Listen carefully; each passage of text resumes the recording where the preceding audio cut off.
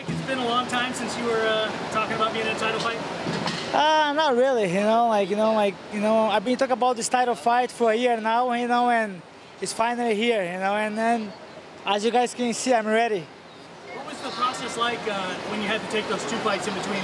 Was there ever a time when you thought, you know what, man, I might not ever get this chance to fight this guy? No, everything in my life, happens for a reason, and then I'm a very positive guy, I knew that it wasn't supposed to be last July, that's why it wasn't, so I just kept my composure, I do what I do every day. I train hard, I wake up early, I train hard, I work hard, and I knew that it's gonna be 1 fight, 2 fights, 3 fights, but I was gonna get there, and it's here. Did you, the work that you did preparing for him last July and last June, did you do anything different this time around? I mean, were you able to see anything from his last fight that made you change things up in the training camp? Not really. Same thing, same strategy. Everything that I thought before the Elliott fight, was the same exact thing I thought, after the Elliott fight, So just training hard, same. I had a great training partners coming around, I have to really give a shout out to, Poposaurus, Zach Makowski, everybody Alliance MMA, BJJ United.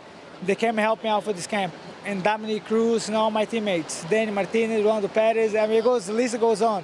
Goito Perez. You got a chance to stop UFC history. Is that weighing on your mind at all?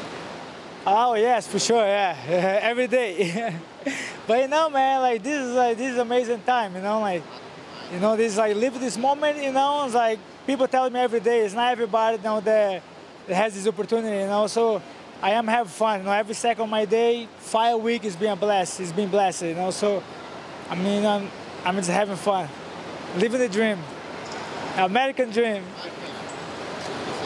From his last fight against Tim Elliott, a lot of people said that he showed some weaknesses that he hadn't shown before, that he looked more vulnerable than he had ever looked before. Were you one of the people that felt that way from watching his last fight? I heard, I guess I can say some things, but mainly I saw some good things there. For instance, his grappling game, like I didn't know that was that tight, that good, and he showed a very good grappling game. I knew that he had a good submission game, but he showed a very good top control, and then, it really opened my eyes in that aspect. Do you feel like he's going to need that against a guy like you? I mean, of course, yeah. He will do. You have a place set up where you want to put the belt in your home? Oh yeah, man, right next to the Elite XC belt, I have the Elite XC belt.